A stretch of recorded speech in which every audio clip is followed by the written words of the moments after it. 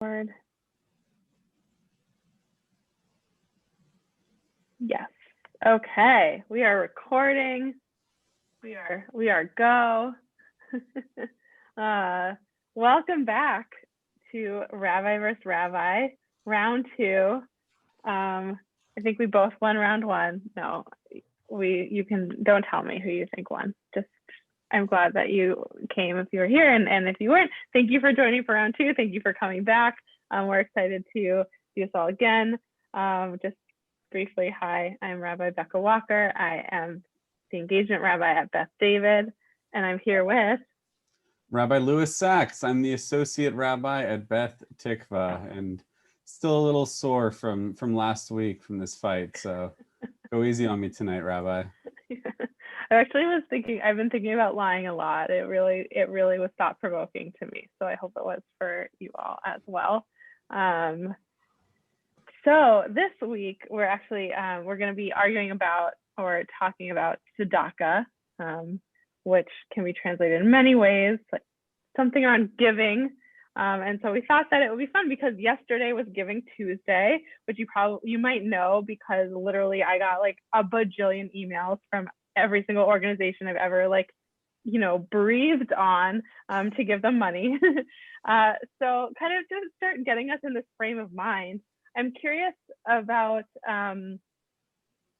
where you don't have to tell me, you don't have to say what organizations. I'm not so concerned about that, but more like what helps you decide when you're giving charity somewhere, when you're giving money to some organization, what are kind of some values you think about?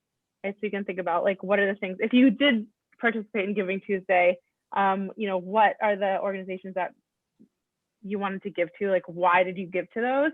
Or if just, you've given tzedakah anytime over the past year, like what are those things that you think about? Is it, how do you choose when there's so many people and places sticking their hand out? How do you pick which hand to put something in?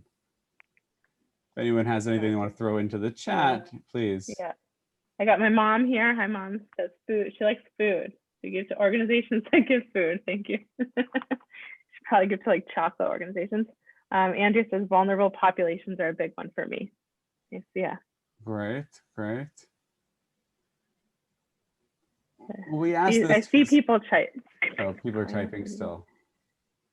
Oh, thank you. That's a great way of doing it to places that you've benefited from, medical particularly, food, deaf, blind. Okay. Yeah, and then I guess it's like, is it personal? Is it because you or a family member have been personally affected by these issues, or is it more just things that you care about, right, in general? Media giving, the Jewish Israeli point of view. It's a great cause. Helping to support some Jewish charities, Israeli charities, Hasbara. Oh, I should stop. Not as an organization, but putting the message out there. Community-based organizations. Great. So that's really what we're going to talk about tonight, is how do we decide who to give what to? But first we want to talk about that we have to give. And what do you think, Rabbi Walker? Should we start now? Yeah. Okay. I have to reshare that. I forgot I was screen sharing, and then here we go. Okay. So tzedakah. So before, oh, this is wrong. Hold on. I love when that happens, when it just shows up the wrong screen. That's fun. Okay. So here we go. If this will let me do this, because my computer. Okay, great. Okay.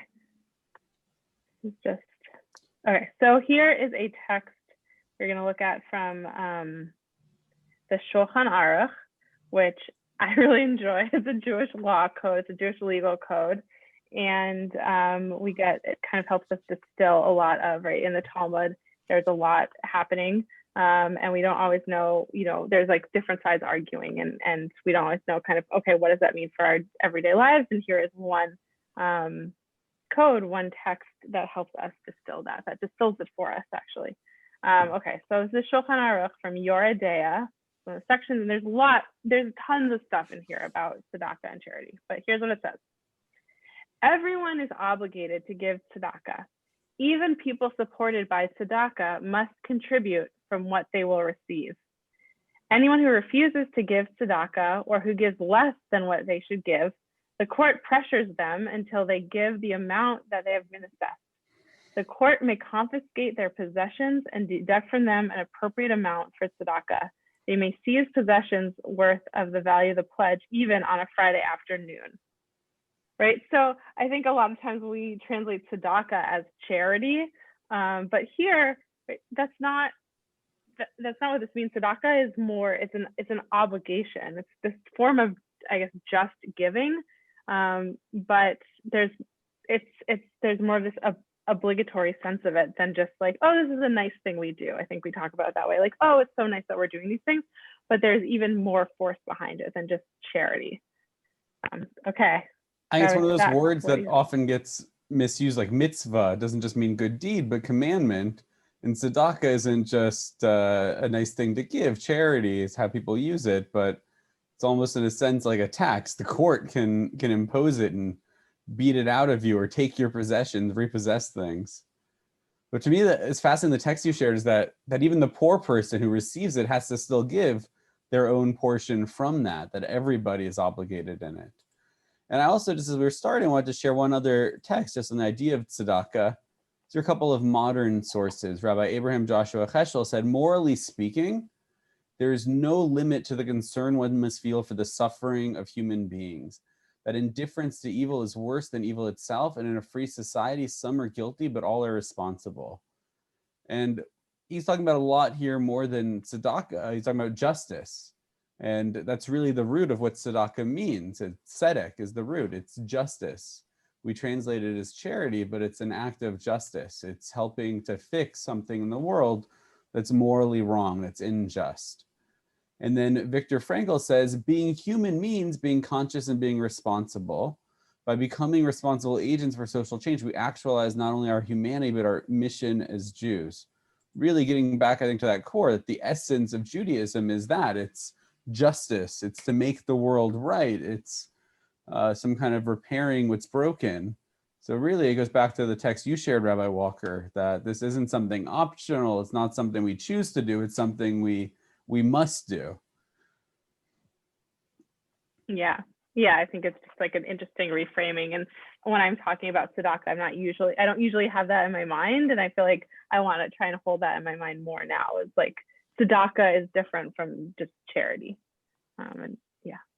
So what we're going to do tonight is the same thing we did last week. We're going to look at this from a couple of different sides. And again, with the caveat of the whole point of this program is to show people that Judaism has a lot to say about different things. And anyone who tells you Judaism says X, and that's the only Jewish opinion, they're lying to you, frankly. There is a lot in Judaism you'll see tonight when Rabbi Walker and I argue on different sides of this. I think in reality, we were probably closer on this than the last issue. So we flipped a coin to decide who argued for which side. Just to be clear, our arguments don't necessarily reflect our views. They're the sides that we've been randomly selected to argue. But we're going to look at the question of how do we choose who to give to, right? That's why we asked at the beginning. Should we be giving locally? Should we be giving just to Jewish causes? Should we be giving to people in the most need? Can we build a school or a library when people are dying of starvation? Right? What is that answer? So we're going to look at that. Anything else, Rabbi Walker, to add before we dive in? Nope.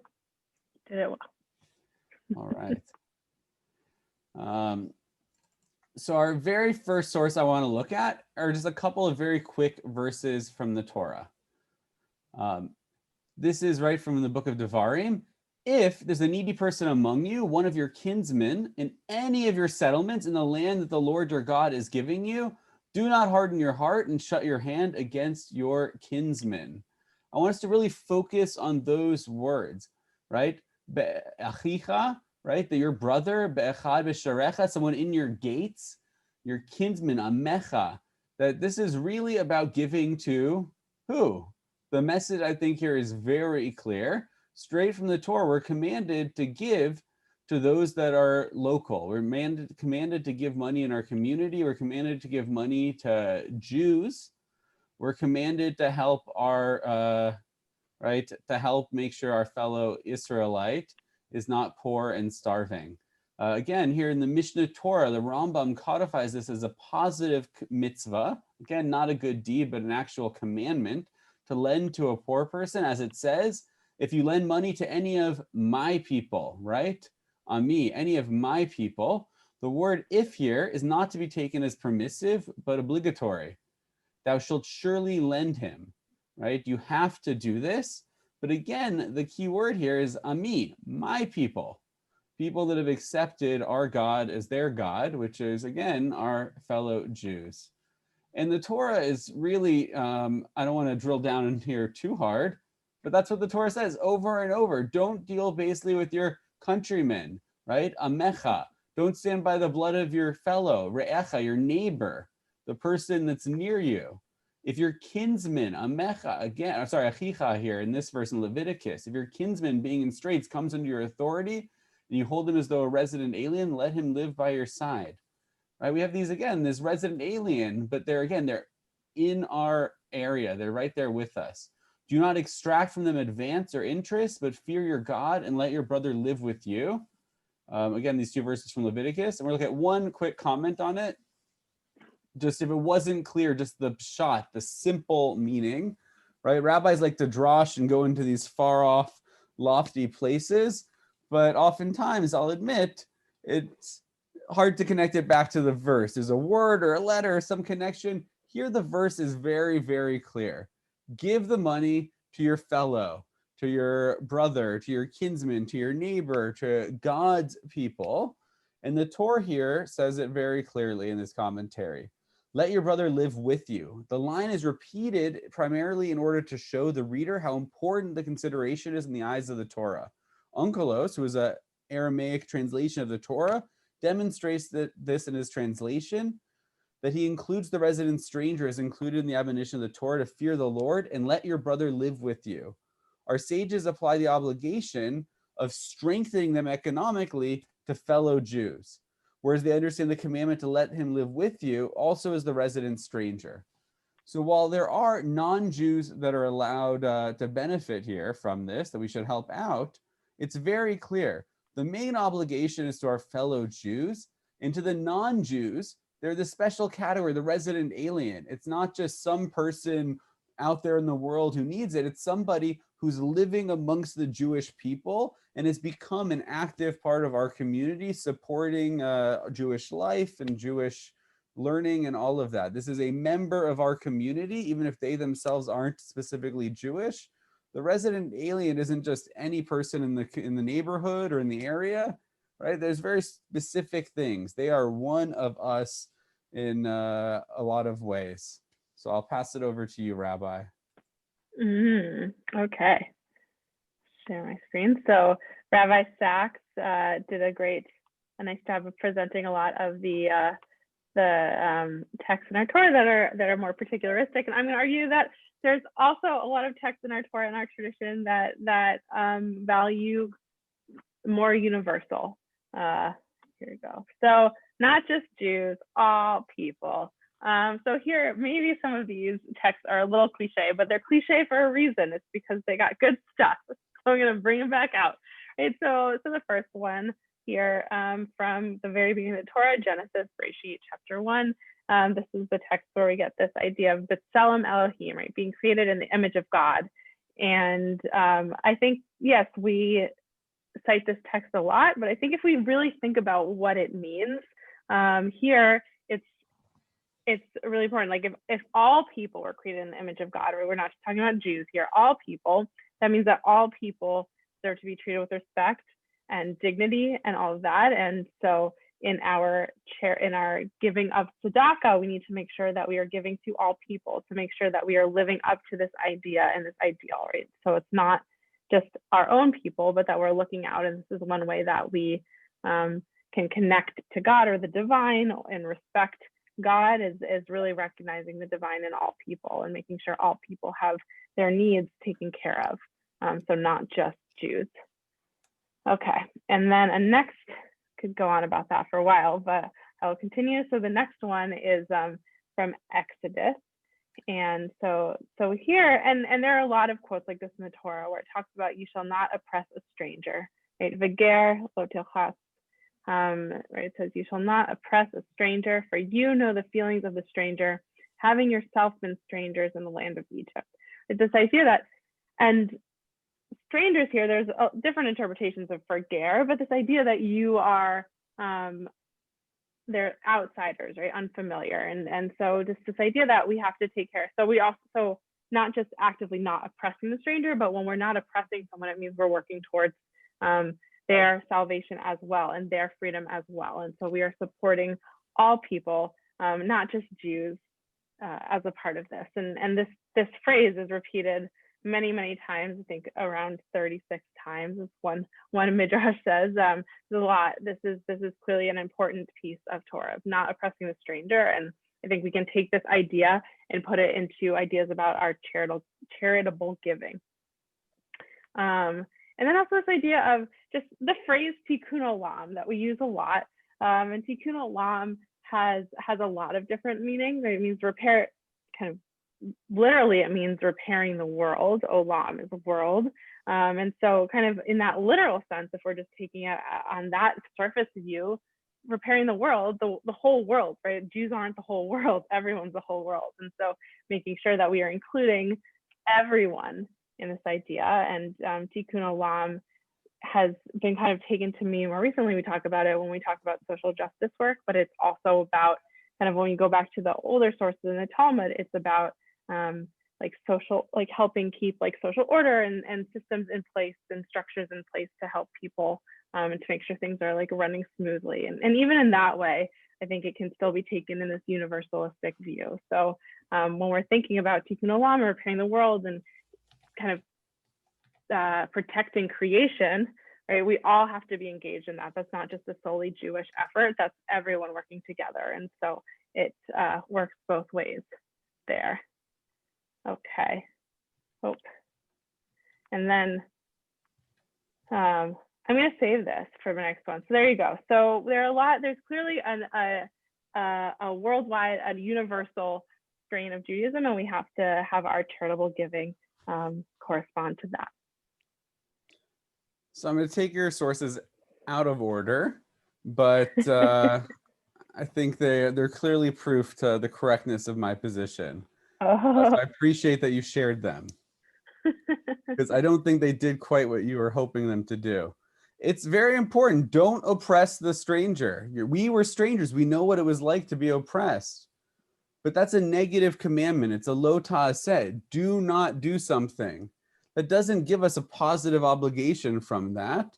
We have a separate commandment. The commandment not to do work on Shabbat doesn't tell us that we have to make Kiddush. We have a second commandment to designate Shabbat as holy.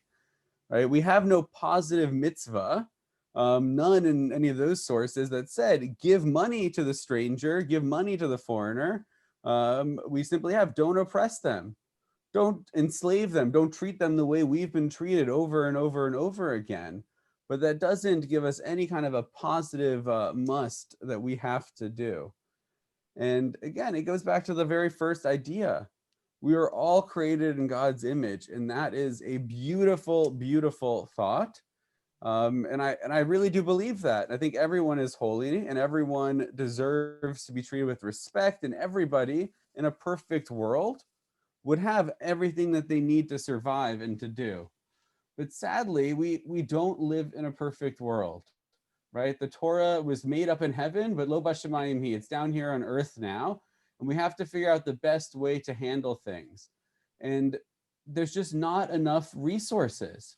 We don't have enough to be able to help every single person, so we have to pick. And I think our sources there are very clear. So we're going to look at a famous thing here from Bava Metzia. You've, I'm sure, heard it before. I forgot to time myself to see how long I was going. Rabbi, to tell me if I go over my allotment here. But it's a famous idea. There are two people walking on a desolate path, and they have a jug of water in the possession of one of them.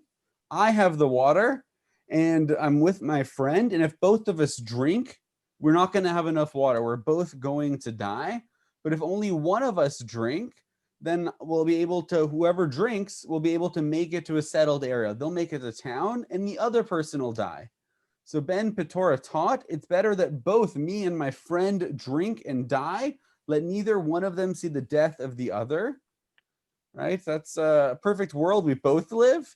Ben Petora's world, when we give everybody and split everything equally, we both die. But Rabbi Akiva teaches us, the Torah says very clearly, your brother shall live with you, indicating that your life takes precedence over the life of the other. We have limited resources. We can't give everyone everything in the world. At some point, we have to pick our priorities. And I think the text in the Torah and our tradition are very clear that our priorities have to first and foremost be ourselves, our community, and our people, the immediate surrounding area. And we're going to look at a couple other sources that go ahead and show that. So for example,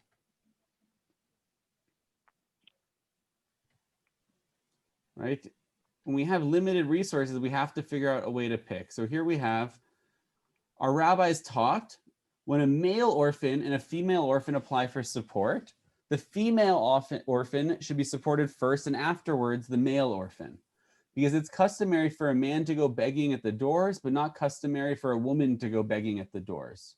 Right? We can talk about if we agree with this and the idea that there's differences and all of that. But the point of this is very simple. There are different, if there's only enough to support one of them, you have to make a choice. And here the rabbis decided it's better for the male orphan to go door to door asking for money. They can only support one of the two, because it wouldn't be good for the female orphan to do that. When a male orphan and a female orphan come and apply for assistance to be married, we must first help the female orphan to marry and afterwards the male orphan, because the shame of a woman is greater than that of a man. Again, we can disagree in the world today if the same social world that they're basing this off of applies. We might evaluate differently of who gets the money first. But the point is that somebody has to have those funds. Somebody has to be picked. From Shulchan Aruch, we get this idea. Helping one's grown-up sons or daughters in need when he's not obliged to, in order to give his sons an opportunity of studying law, right, Torah, or to keep his daughters on the right path, and presenting gifts to one's father in need, all this comes under the general act of charity. You'll notice in the Hebrew, it actually calls this Ze B'klal Tzedakah. And in fact, such charity is to be preferred to other forms. It's better to give, according to the Shulchan Aruch here, to your grown-up children, non-dependents, to help them to be able to learn more about Judaism, or to help your children stay on a good path, or to give gifts to help a parent in need, than to give to other causes. Because again, if there's a limited supply, our preference has to be local. Not only a father or a child, but any relative should be given preference to a stranger, a brother of one's father to a brother of one's mother. It's not great to be that uncle. The poor of his own house to the poor of his city at large, the poor of his own city to the poor of other cities, and the poor that dwell in the Holy Land to those that dwell in other lands. Again, it's just that same idea. When we have a limited supply, there's going to have to be a way to pick. So how do we pick? And the rabbis really tie in on this idea of your local community, your fellow Jews, your family. And we might disagree on how we select those priorities, but for them, it seems very clear that we have to make those decisions and there has to be priorities. We're going to look at one more text and then I'll pass it back. Again, sorry, well, two more texts on one topic. This is from Mishnah from Baba Batra. The resident of a courtyard may be compelled by the rest to contribute to the building of a porter's lodge and a door for the courtyard. Rabbi Shimon ben Gamliel, however, says that not all courtyards require a porter's lodge. He, right, the resident of the city, may be compelled to contribute to the building of a wall, folding doors, and a crossbar. Rabbi Shimon ben Gamliel says not all towns require a wall, right? Not every town needs this. How long must a man reside in a town to be counted as one of the townsmen? 12 months. If, however, he buys a house there, he is at once reckoned as one of the townsmen. right? Forgetting whether or not we decide if this courtyard needs the wall or not, or this city needs the wall.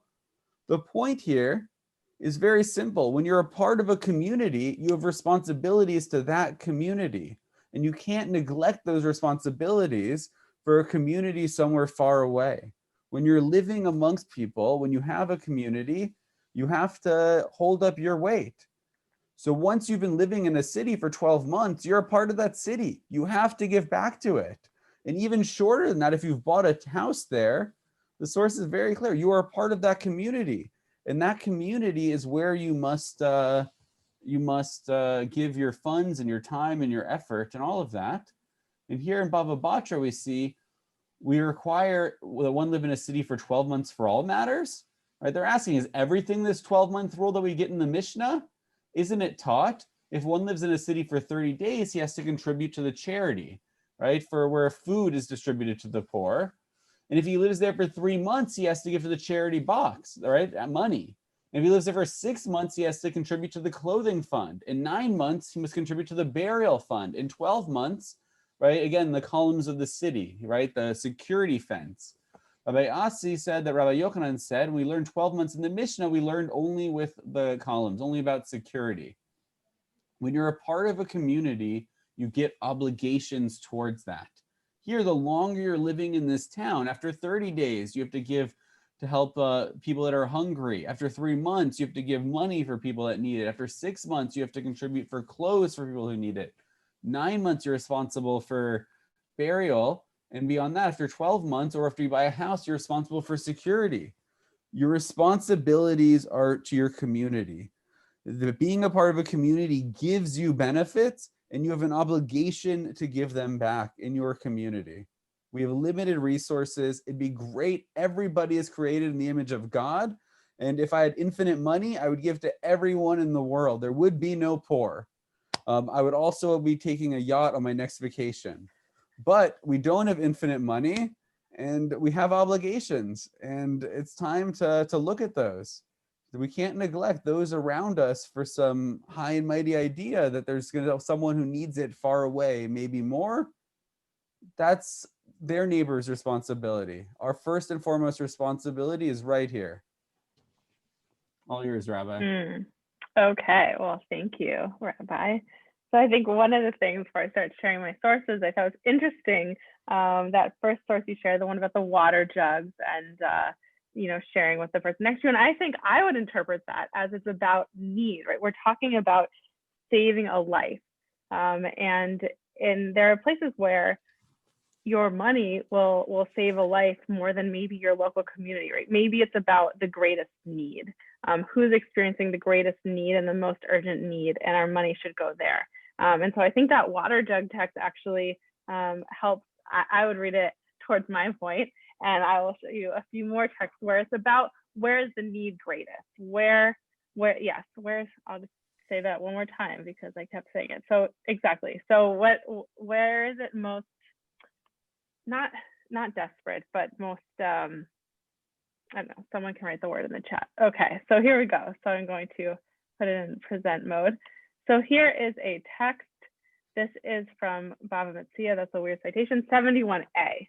And maybe you might look at this text and think this is a good text for Rabbi Sachs, but actually it's a good text for me, and I will tell you why. So this is from the Talmud, from RabbiVSRabbi, and it says here, Rabbi Joseph learned, if you lend money to any of my people that are poor with you, this teaches that the choice lies between a Jew and a non-Jew. A Jew has preference, right? This is kind of along the lines of what you were saying earlier, Rabbi Sachs. The poor or the rich, the poor takes precedence. Your poor and the poor of your town, the poor comes first. The poor of your city and the poor of another town, the poor of your town have prior rights. Okay, so on a surface read, it sounds like I'm arguing for the other side here, but I think here it's about more than just, okay, who has preference. But here's the Hatam Sofer. He has a commentary on this, and so I like his read. So here's what he says. He says, if there's a poor person within your gates, the Sifrei, which is a midrash, expounds on this verse, saying, when one is starving, the one who is starving takes precedence. And then expounds, the poor of your city take precedence over the poor of another city. That is to say, this applies if both poor need food or clothing. However, if the poor of your city have what they need to live, but just don't have any extra money, then the poor of the other city take precedence over the poor of your city. For the neediest takes precedence. So I think right here, we're talking about who is the neediest, who can we help the most, right? And we think about examples. If we give, $5 to something here, we're not going to get that much out of it. But if we give $5 to a place where people live on $1 a day, $5 is literally like a whole week's worth of food versus, maybe you can, buy a couple of cans of food, right? So there's increased efficacy and increased needs in certain areas. Okay, so nope, I have to go backwards. No, this is, oh no. This always happens. I need to learn how to use PowerPoint better. Okay, so now we're gonna go back to, here we go. So this is a text from Isaiah. This, you might recognize it because it's, we read it on Yom Kippur, so it's a good one. I think we talked about another text we read on Rosh Hashanah last week with lying, but that was from the Torah. So here we have a Yom Kippur one from the Haftorah from Isaiah, and right, Isaiah is talking about seeing all the Israelites and they're praying, and God gets mad because God's like, I don't care that you're being all pious, you're not doing what's right and what's just, and that's what I really care about. So this is what God is saying. God says, no, this is the fast I desire, to unlock fetters of wickedness and untie the cords of the yoke, to let the oppressed go free, to break off every yoke. It is to share your bread with the hungry and to take the wretched poor into your home. When you see the naked, to clothe him, and not to ignore your own kin. Then shall your light burst through like the dawn, and your healing spring up quickly. Your vindicator shall march before you. The presence of God shall be your rear guard. Then when you call, God will answer. When you cry, God will say, here I am. And so this idea that we have to give, we have to share our bread with the hungry, or we have to clothe the naked. And I think especially now, like, when we talk about seeing, we can see people all over the world. We have an awareness now because of technology that we really are aware of when people are hungry and when people need clothing all over the world. And so it's our responsibility when we see this, no matter where it is, that we take this into account. Okay, one other text. Okay, so here's another one when we're talking about if we're giving kind of locally, and to specifically Jewish causes versus globally, and including non-Jews and other outside people. So here is from the Talmud again, because I clearly love the Talmud, from Tractate Gittin, and it says, our rabbis taught, Tanu Rabbanan, we sustain the non-Jewish poor with the Jewish poor, visit the non-Jewish sick with the Jewish sick, and bury the non-Jewish dead with the Jewish dead for the sake of peace. It's so this idea, and in Hebrew for the sake of peace, is mipnei darkei shalom. So if you want to, you can read this on like kind of a pessimistic level of like, okay, we support both Jews and non-Jews because like, if we don't, it kind of looks bad, right? That's a pessimistic way to read it. But even if we're reading it that way, I think it's clear to say that it's important to support both, that we can't just look after our own people or like our own like little bubble, but we have to kind of be more expansive than that.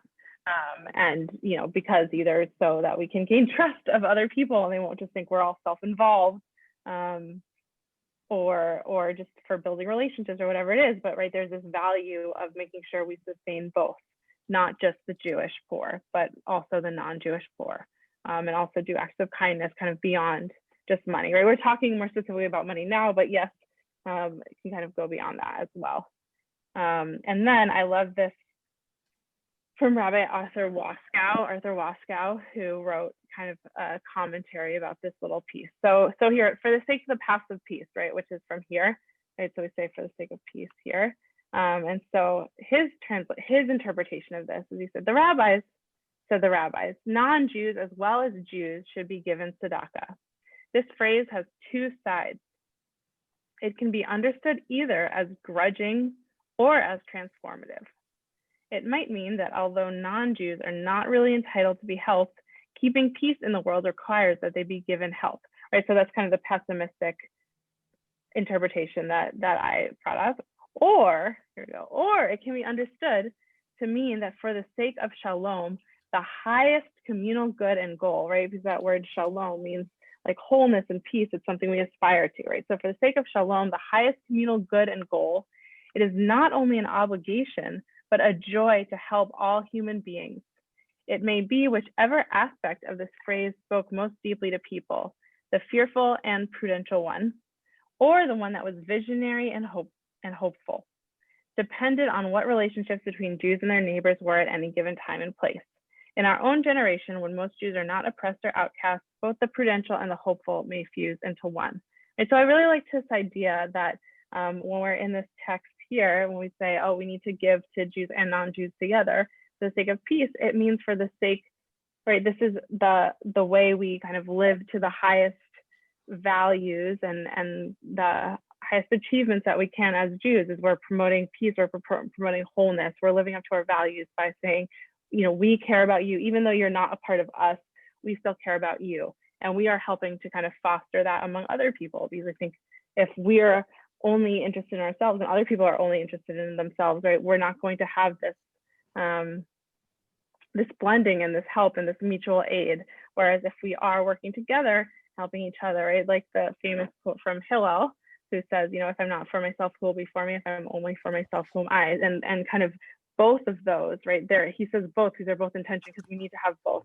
And we need to make sure that we are looking out into the world and supporting each other and doing that for the sake of peace, and also just for the betterment of the world, right? Going after where the most drastic need is and making sure that we're doing that, whether that's to save a life, to feed the hungry, wherever it is.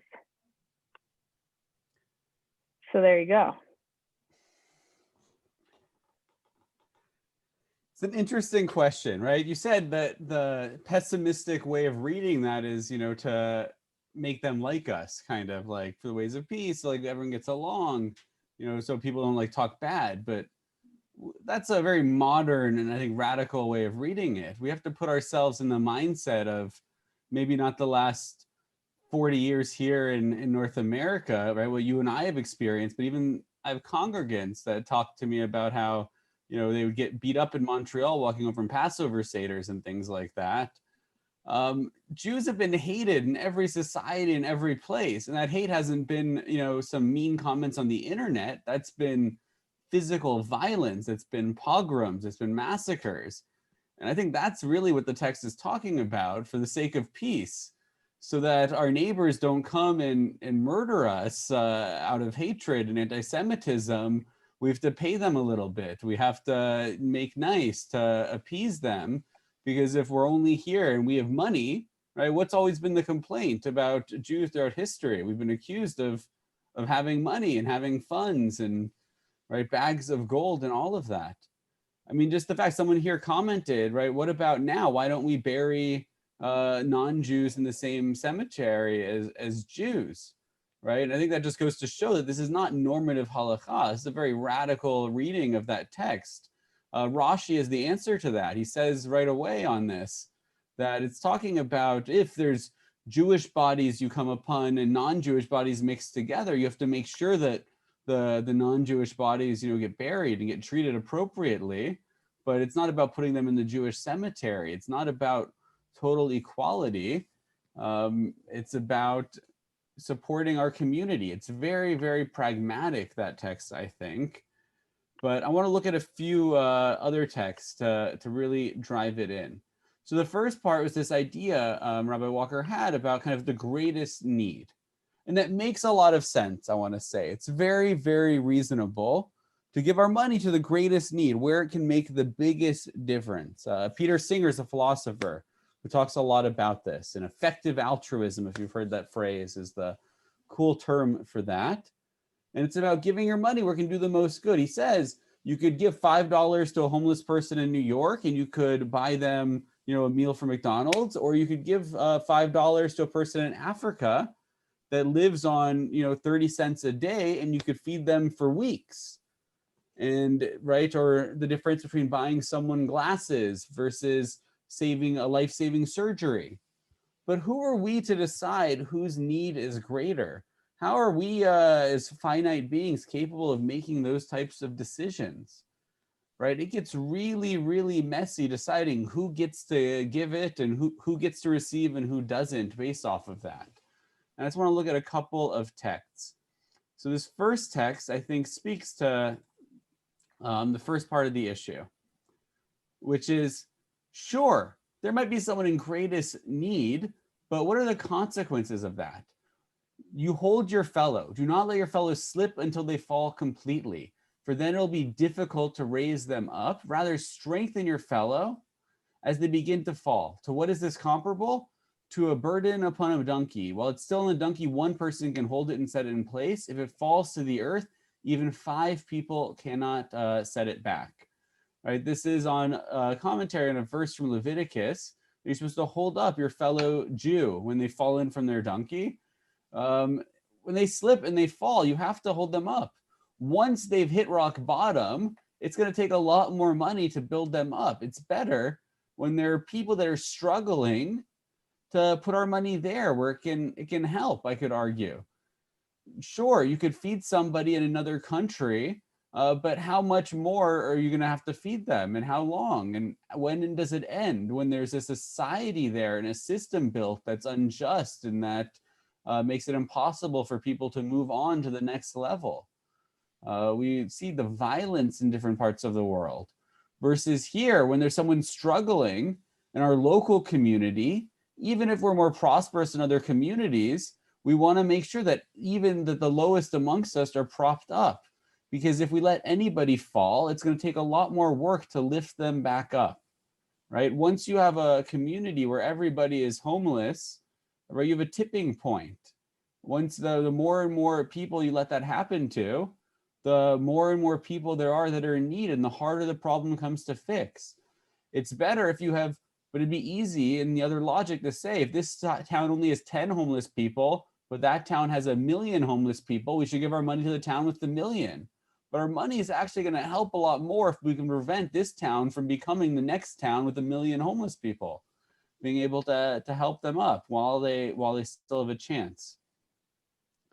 Another source that I want to look at, scrolling down to it.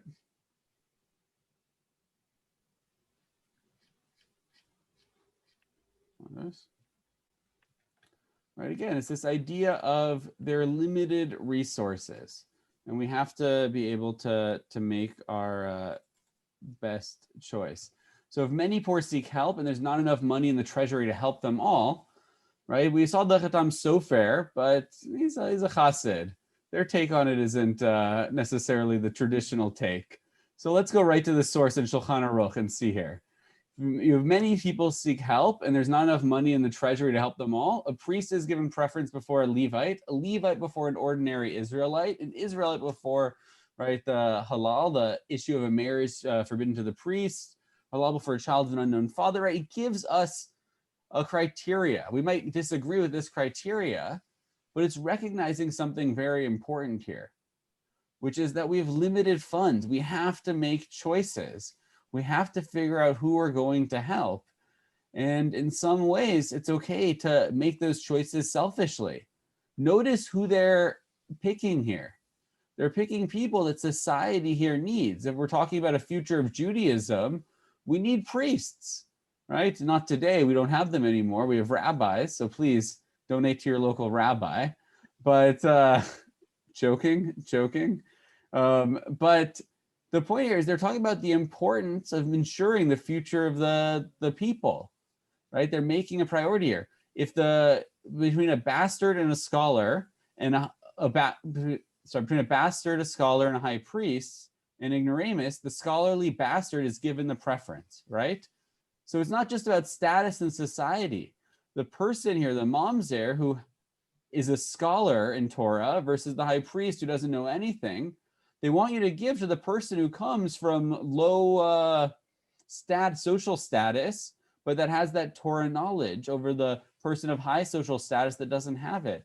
Because they're concerned here again on the communal level. Their concern is about there being a future of the Jewish people and it to be able to continue to be passed down. If the father or teacher of the charity distributors among the poor seeking aid, the teacher or father is given preference, even if there's a far greater scholar among them. Again, right, our family has to be a priority. If my sibling needed money to make their rent or they're going to be homeless, but there were people that were dying of starvation in another country, I'll say it. I would be a monster to not give that money to my sibling to keep a roof over their head. Even if the other person is going to die, who can turn their back on a sibling like that? We have responsibility to family. I would love a world where I had enough to help them both out. But sadly, I'm in a world where we don't have that. That's just not the way it is. I want to look at one more on this topic.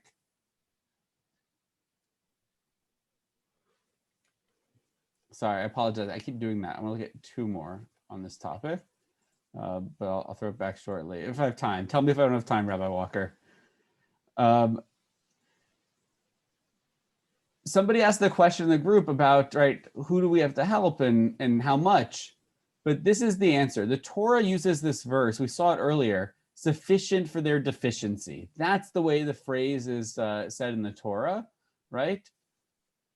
And it teaches that you're commanded with respect to the pauper to support him, but you're not commanded with respect to make him wealthy. You don't have to make the poor person wealthy. You have to give them their basic needs, right? Whatever they lack. But this is what's interesting. What is deficient for a person? And according to the rabbis here in the Talmud, even a horse upon which to ride and a servant to run in front of him for the sake of his stature if necessary.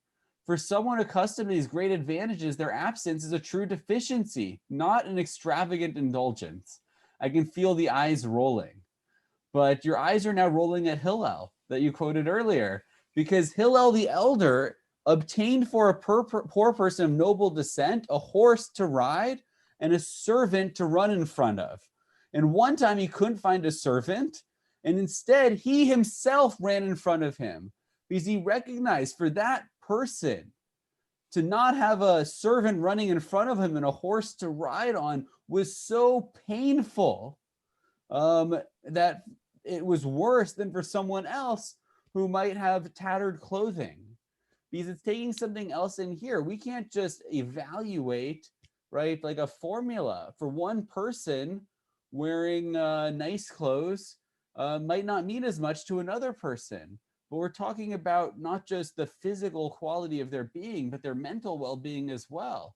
And that's what Hillel's recognizing here, that it's very hard to gauge. That for one person, what would be tzedakah is to give them a horse and a servant, which is an obligation, while for another person, it might just be a bowl of soup and a new t-shirt, right? Our obligation varies person to person. And in the final one,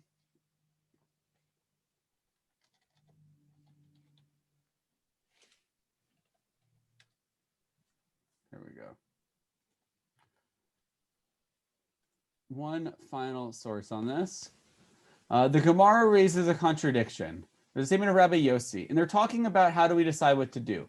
There's a spring, the city has a river, and it belongs to the residents of this city. And if they need the water for their lives, they're allowed to drink it and use it at the expense of whoever lives downstream, even if it's going to mean their lives, right? There's only enough water for one of the two towns to drink. The town further upstream gets to drink. They have the water. They have it. They don't have to give up their life for anyone else. Likewise, if the water is for their own animals or for the animals of the other town, their own animals take precedence, right? The same idea. And if it's for their laundry versus the laundry of the next town, their laundry takes precedence, right? This seems to be what Rabbi Walker was arguing, right? But we have to gauge the need, because if it's their life and our animals or our clothes, it would seem that obviously we have to put their life before it. It's only when it's life for life, animal for animal, clothes for clothes, that we get to choose it first, just because we live further up and have the water first. But Rabbi Yossi says even their own laundry takes precedence over the lives of others, because wearing unlaundered clothes can lead to suffering and danger down the line. Right? Rabbi Yossi said refraining from laundering clothes involves pain and affliction. Right? It's again that problem of how do we predict the future of our consequences? We're not genies. We don't all have little globes to see the future of what every choice and every consequence is. We have to just make them as best as we can. And in this case, our needs come first. The Torah is very clear. The rabbis are very clear. The commentators are very clear. And I hope I've been very clear. Our needs come first. If we could give to everyone, that'd be wonderful. But when you have to make a choice, Judaism says the choice is clear and the choice is easy. And again, your local rabbi comes first. Now, Rabbi Walker, your turn. Trying to lighten the mood a bit. I didn't like that text. That was interesting. I don't know. I mean, I think that, right, there's like so much tension between this idea of, you know, putting ourselves first. Well, what does that mean, right? Is that actually in regards to charitable giving? I think there's, you know, we need to look out for our own self-interest, and I think we shouldn't, you know, be selfless and kind of give up the things that we need. But I think this is talking about beyond that, right? It's not about the river. Like we have a river and we have enough water to do all these things and do the laundry in it. But we also need to, you know, make sure that we can like help, you know, build some irrigation for another town that doesn't have any water, right? So I think that that's at least how I'm viewing it, right? That there is this idea that we need to preserve ourselves, and that's definitely here in Judaism and saving our own lives. But then once we have enough to go beyond that, we have to go beyond that. And I think also, I mean, part of what's interesting and hard, and maybe you all listening along or picking up on this, is there's so many different ideas around tzedakah in our text, because there's also like different categories. There are different like places that Jews were commanded to give. There are different communal funds that Jews would give into for various things, right? Like how, Louis, you were talking about, there's the treasury and kind of what is the priorities for when someone goes to the treasury. And I would argue that some of those things aren't really under the scope of charitable giving anymore. I would say that that's more like Social Security, right? Like everyone kind of pays a tax into the government, and then the government has a certain amount of money, and that centralized thing gives out the money according to whatever system, right? And you detail that system. And I think that this is beyond that, right? Like, so of course, in Canada, right, we pay into, I think, Social Security, right? Like some Canadian Social Security. I don't know. I moved here recently-ish, so I'm still figuring out all of these structures. But right, so we pay into something, like we pay taxes into something, and then that money is given out to people who need it, and right, locally in Canada, because the people who pay into it are Canadians. But I think this is beyond this. This is more about right, giving that's looking out for others' needs around the globe. So we're not just talking about, okay, how is this, you know, one community deciding how to distribute the communal funds, but it's how are we each deciding to give kind of beyond that, beyond just that like Social Security type thing. And there's a lot more there too, in terms of there's not only needing to give money, but there's also commandments around you know, leaving corners of your field for those who are hungry, and you know, putting aside a certain amount for priests. There's like so many different ways that in the Torah and in the Talmud we're talking about like giving charitably, and Rabbi Sachs even mentioned some about like the different funds when you're living like 3 months or 6 months versus 9 months, right? So there are all of those, but I feel like this is almost beyond that. So yes, I'm just looking at my notes. Yeah, and then I think also part of a tension here, I think, is that sometimes all of these things need to almost go beyond tzedakah, right? Like we're talking about needing to do like structural change. So when you're talking about, you know, helping, okay, there's only a few people homeless, right? To keep that load on the donkey and to keep it from falling off, like we need to think about how do we help create societies where it's not even possible for the load to fall off, right? Like how do we kind of help ensure that these things don't happen? Okay, so then I'm also going to share have some text for you all to look at. Now, I see lots of good things in the chat. I'm excited to go through those. Okay, so I want to do another look at this text that I shared with you earlier. Again, this is the Bava Metzia text around, right, kind of picking like Jew and non-Jew, the Jewish preference, the poor, the rich, the poor takes precedence, your poor, and the general poor of town, your poor come first, right? This idea of like the local first. And one way that I interpreted it, right, or that, which is taking from the Chatam Sofer, is that it's about the greatest need. But I also think that we can learn through this text that it's about like local people know best what they need. So it's not about, oh, we only give to our local people, but when we are thinking about charitable giving, we're giving to organizations that are local, that help the local people.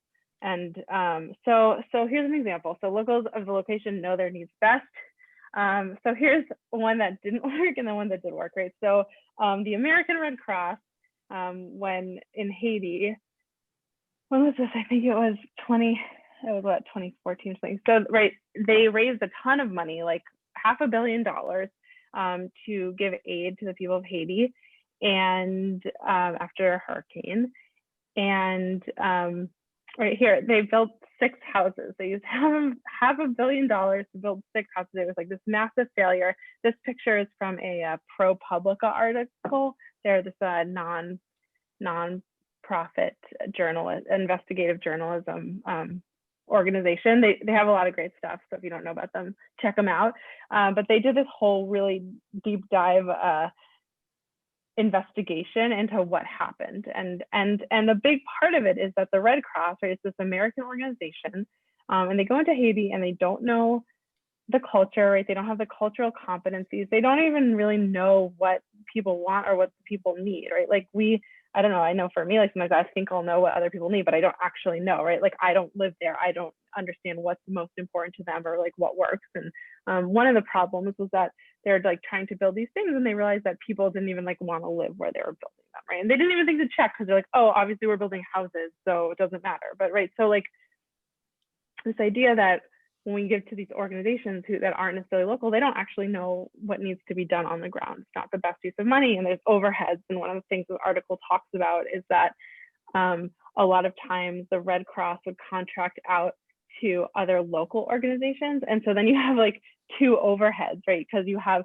the overhead of all the Red Cross people doing whatever it is, and then you have the overhead of this other organization, and then they're doing the actual work. So, you know, it's like a third or a half of all the money that was raised is going to overheads.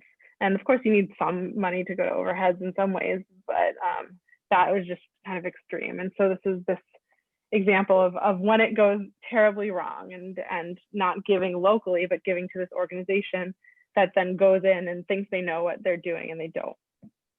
And then on the other side of this is this is a really interesting charity. I heard about this because I like to listen to podcasts, and this was one there's a Planet Money about it. It's on NPR, and I was talking about this charity it's called Give Directly, and their whole thing is that they literally just give money to people who are poor, like no strings attached.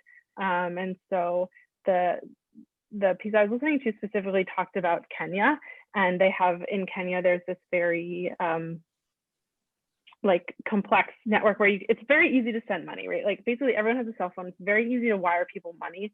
So they would just wire people $1,000. And at first there's the skepticism, like you're just wiring people $1,000, like they might waste it, right? But what they actually found out was it was actually very effective. And here is a screen grab of some of that evidence of these research studies they've done that shows how effective it is, right? So instead of saying, oh, I think I know what you need, like I think I know, whoops, sorry, stop share. I think I know what you need because like I imagine, blah, blah, blah, you just give the money to the people. And so like one interesting piece is, so they found that a lot of people were buying these like tin roofs because usually they live in houses, this particular place in Kenya, they live in houses with like kind of grass on top. It would be like grass and mud kind of put on the roof. And they, you know, switched over when these people were given money. A lot of them would buy a tin roof, and it was like is this a waste of money? Like, what's going on? Like, that doesn't seem necessary. And what they realized was actually the tin roof was more than just having like a nice roof, but it prevented them from having to repatch their roof multiple times a season, because the grass, after the rain and stuff, the roofs would start to kind of disintegrate. And not only that, but the grass was really expensive. So people would have to buy this grass every time.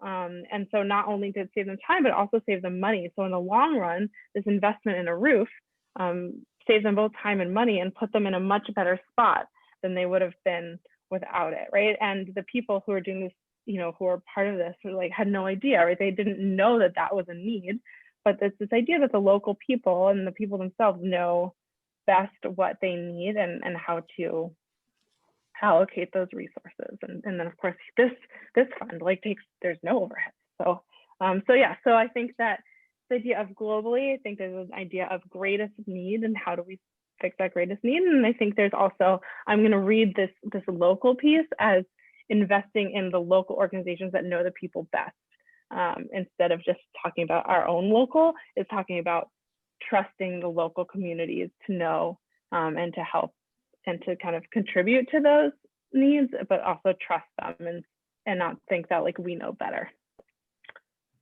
So Lewis, Travis asked. Great.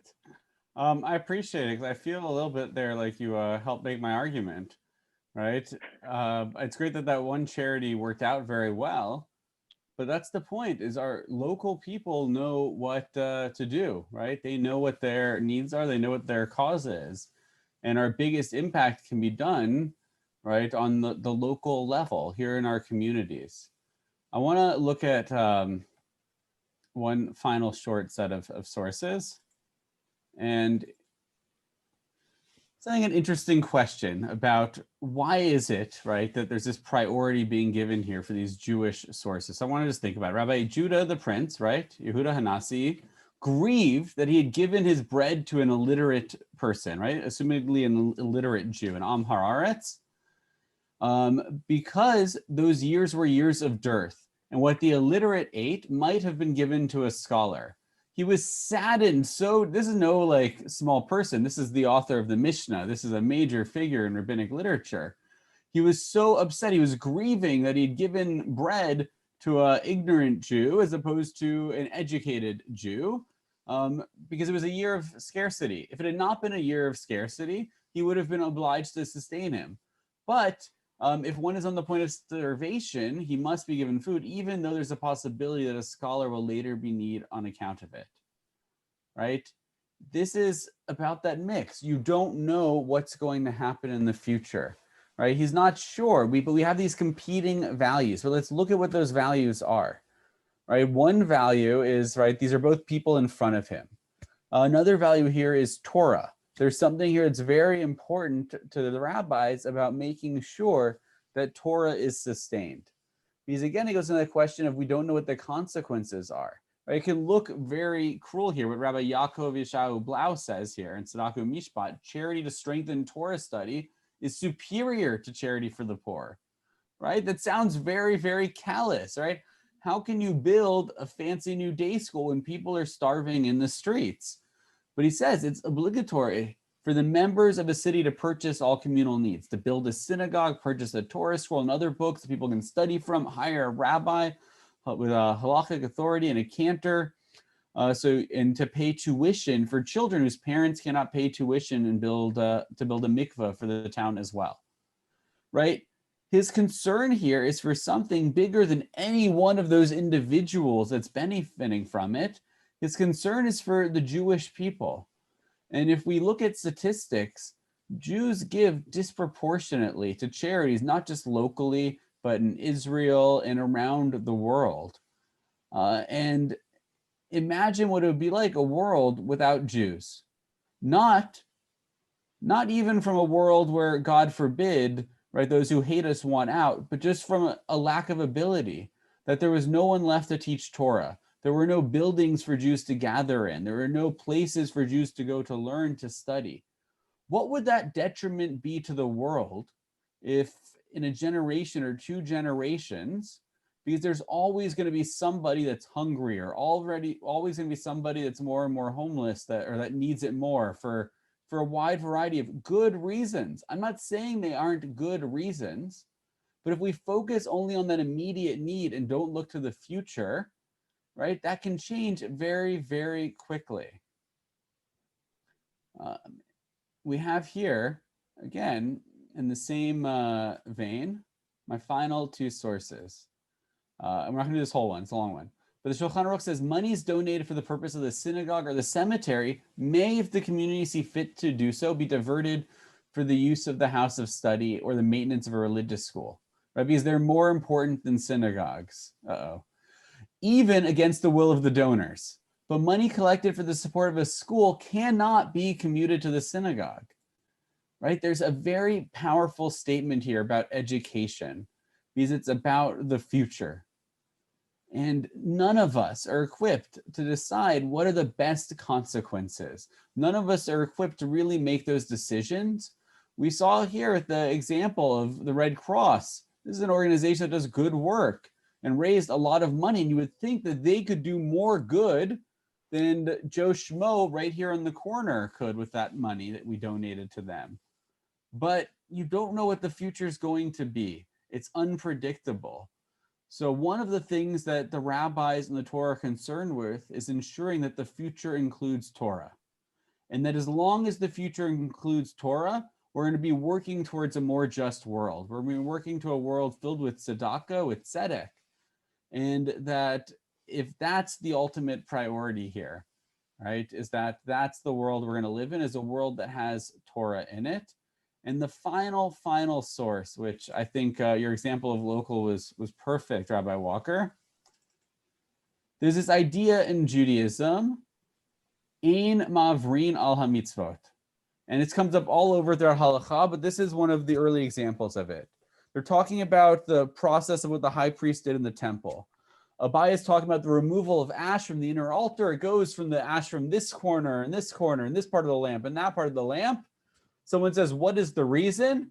And Abai says, I learned it through tradition. I don't know why that's how the priest cleans up the ash in the altar, but that's how he does it. But then Rava answers, and it says it's in the name of Reish Lakish, who said, Ein ma'avrin al mitzvot, that you don't forego the performance of one mitzvah in order to do another one. You do the mitzvah that's closest to you. You don't pass over a chance to do a mitzvah. You don't pass over a chance to do tzedakah. When there's a local need, you don't go chasing after something more pressing. Because I promise you, there is always going to be somebody that needs it more. And you're going to hold on to that dollar forever if you're always looking at who needs it the most. Who? Because you'll find someone in another town that's hungrier, someone in another town that has more children that needs to be under a roof. Again, I don't want to sound like I'm callous. I'm saying that that's awful and everybody deserves help. But you don't pass over somebody in need to look for somebody else because it's an endless cycle. And with that, I'll pass it over. That's my concluding remarks. Rabbi Walker, I'll pass it to you. Thank you. Yeah, I mean, I think this idea of not passing over one to find another, I mean, right, how do we interpret that now when we're getting emails from all over the world? Like, does it mean, do we just do the first click? I think that in some ways, almost like the global is local now with the way technology is. And instead of searching for something to give it within our community, when we see that there's a need somewhere else, that we give it there.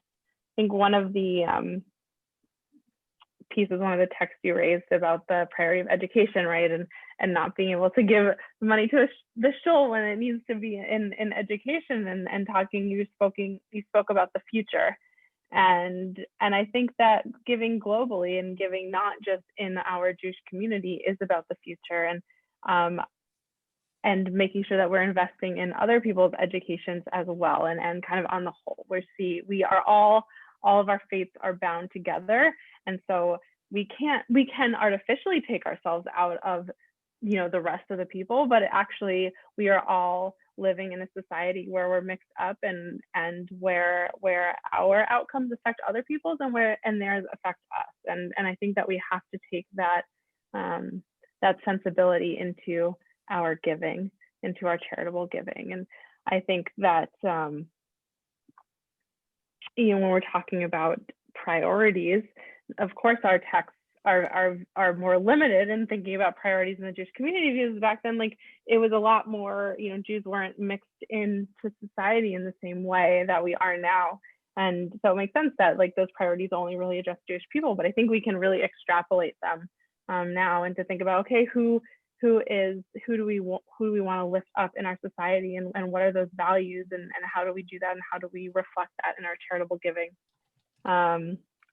And yeah, I think I'll just go back to, I don't have more sources here, but just to go back to all of these ideas of greatest need, and we need to look beyond our communities. I don't know about you, but I definitely don't want, I would not be proud of some of those texts you showed if some of my non-Jewish friends saw them. I might be a little embarrassed about, like, what it says about how we need to take such a priority on ourselves that, we do our laundry before we give people water to drink. And I think that those are there, and those are, right, those reflect a certain sensibility. There was a certain time where things were hard, and I think that was also an exaggeration in a way. And I think that we need to break out of that and look at our texts that talk about greatest need, and look at our texts that talk about tikkun olam, repairing the world, and being more broad and universal, and thinking about how we can really help the world, and we can help so much. And I think that's why Jews, we give greatly, and we do give disproportionately, because we see that importance, and because our texts and our Jewish sensibilities show us the importance of giving, and not just to our communities, but to where the need is greatest. And I will conclude my remarks there. Sure.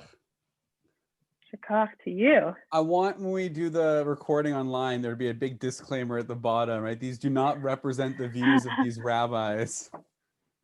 Or at least,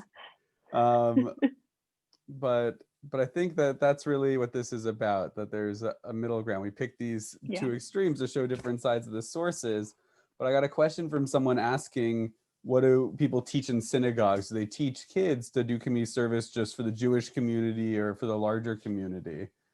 And I don't know. I think it's a false dichotomy in a sense, kind of what we set up here, Rabbi. I don't know about you, but yeah, I mean, I think that it's a false dichotomy, because it's also, like, in our text, I think that there are, right, like, we're both arguing a side, but our texts clearly support both sides, and it's not because our texts are like a paradox or hypocritical, right? It's because both of those values exist at the same time, and that's what we're kind of drawing out.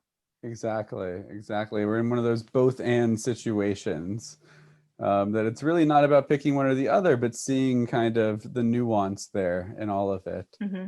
Yeah, and I will say, like, one of the things we didn't really address here, because there's just, like, so much, is beyond just monetary giving, beyond just the greatest need, but, like, what does it look like to support, I was reading a lot about, it's not just kind of food, but there's, like, this idea of, like, spiritual nourishment, right? And kind of those values of beyond just, okay, like, where does the food need to go, but, like, how are we giving kind of beyond that, and that there is value, and our Jewish tradition does give value to giving to, like, synagogues, but also cultural institutions and things like that, beyond just kind of that basic survival.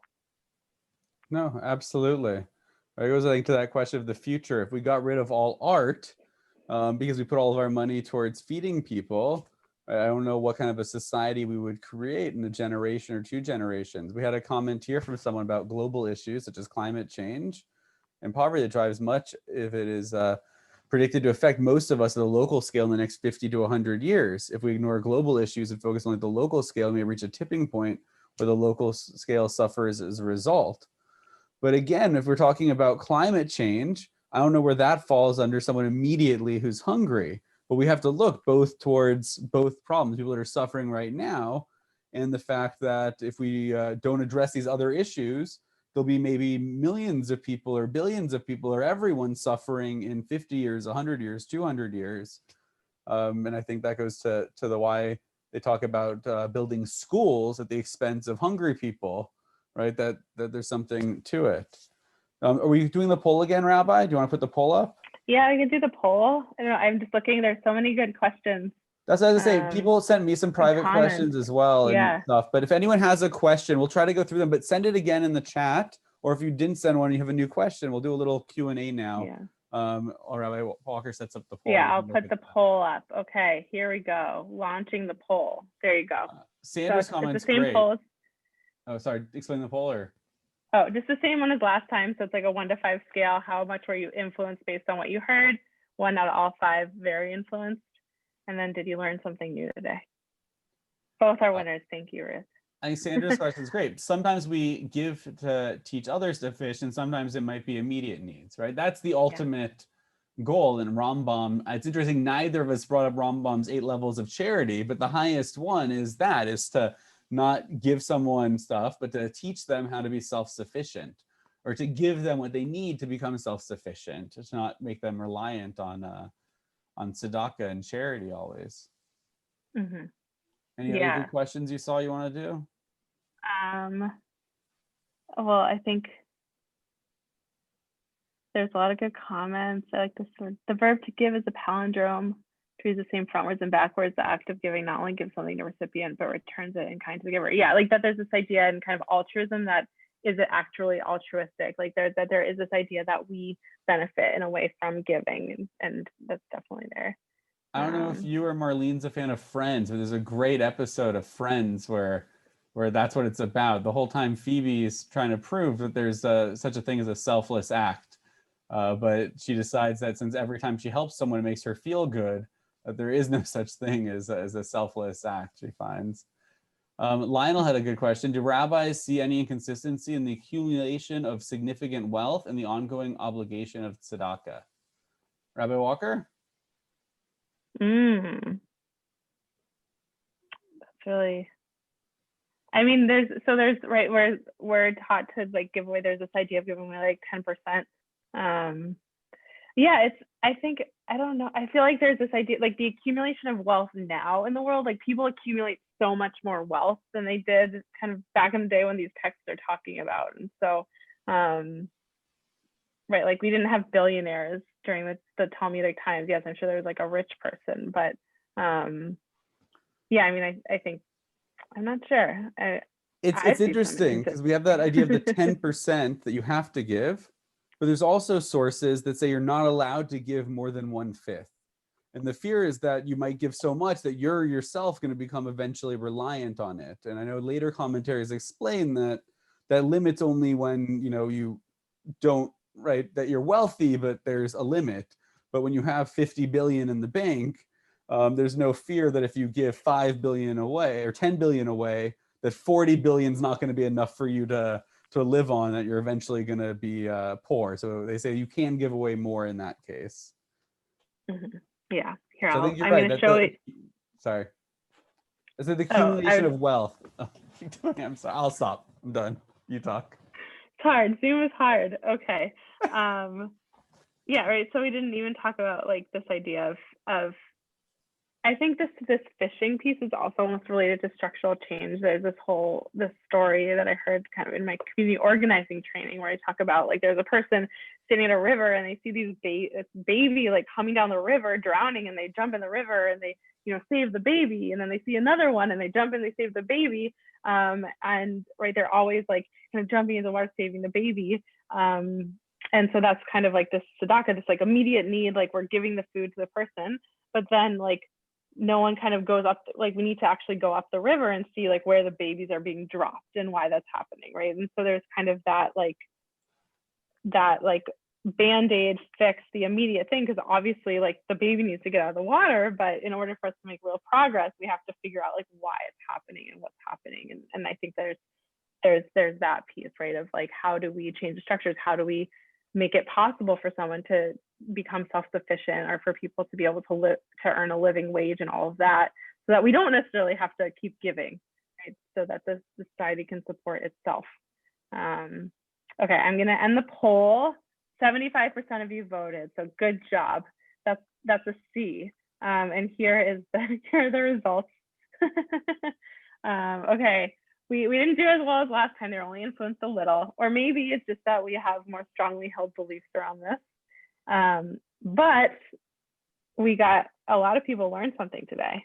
So that's good. the important Some people are one not too. sure. That's the big question, right? That people learn something new. So I look at that as a success. Any final questions or comments before we wrap up?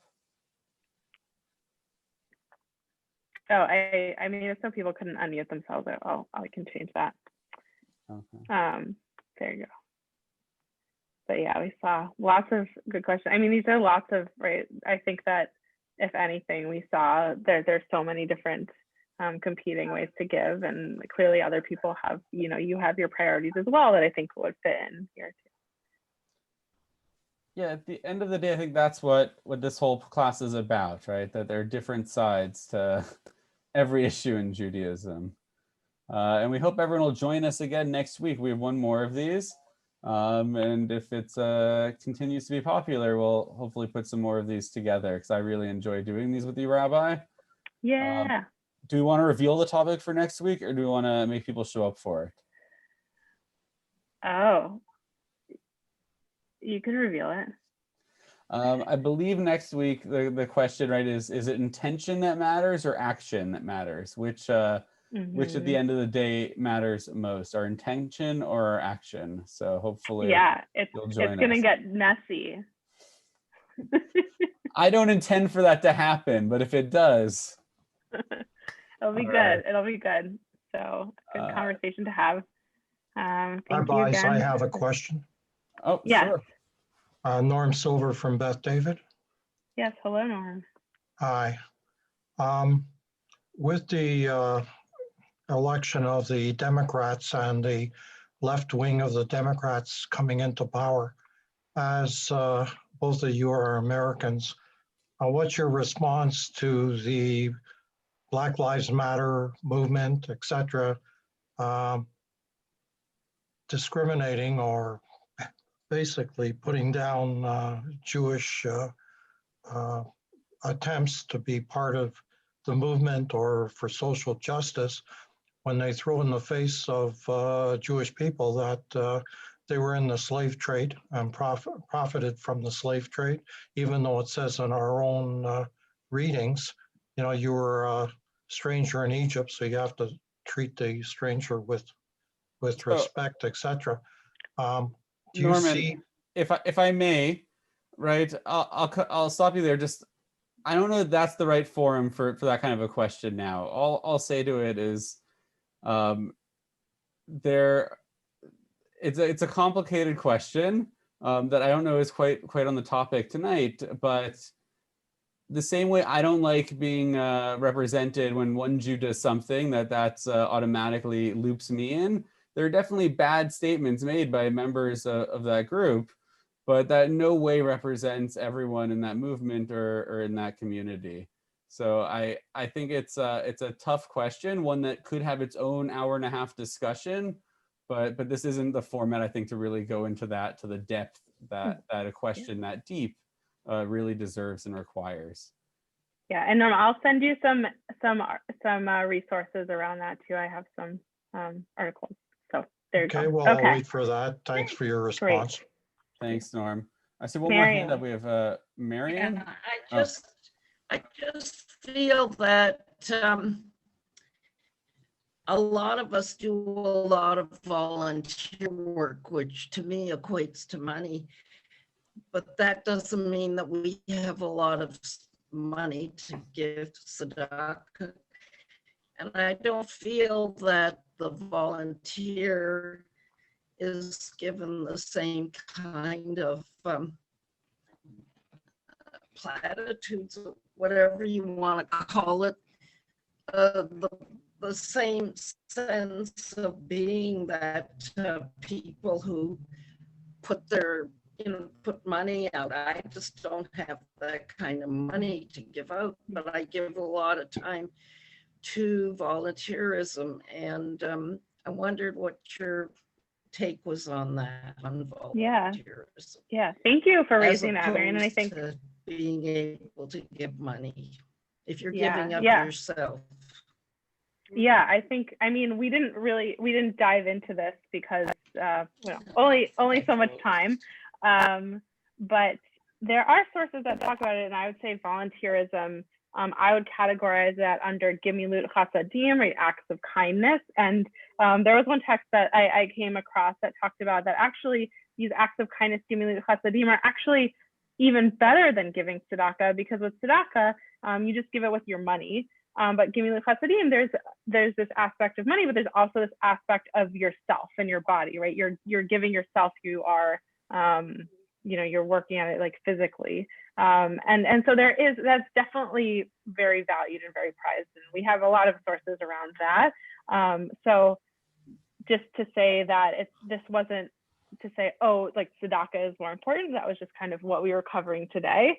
But that, yes, definitely acts of kindness and volunteerism are important. And just like we don't want people to give money when they can't afford it, there are definitely other options and other ways that are really valued in our tradition. So thank you for raising that up.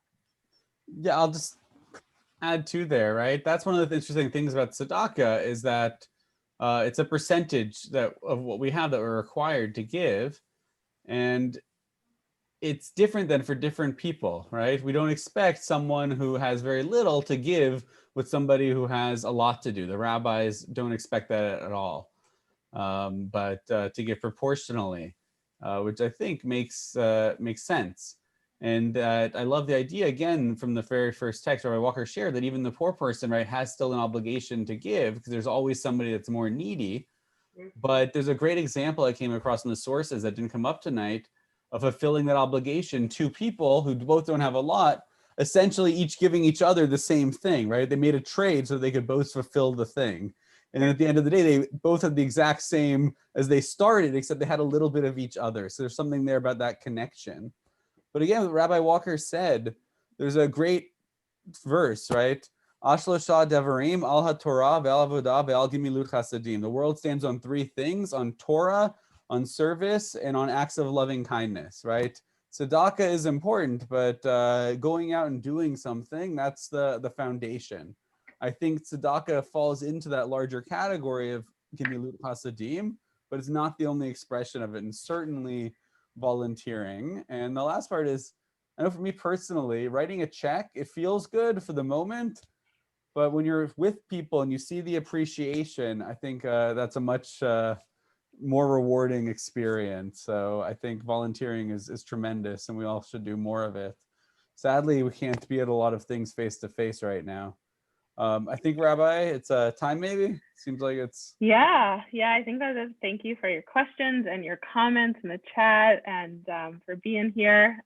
And yeah, grateful for you. And hopefully we'll see you next Wednesday, 7:30. Thank you. Excellent. Thank you. Be well, everyone. Oh. Should we unmute everyone? Let them say goodbye to each other if they want. If you want to unmute yourselves, you can now. Great. You have In the the permission. cacophony. But yes, have a good evening. Have a wonderful night, everyone. Be well, be healthy. So great to see so many people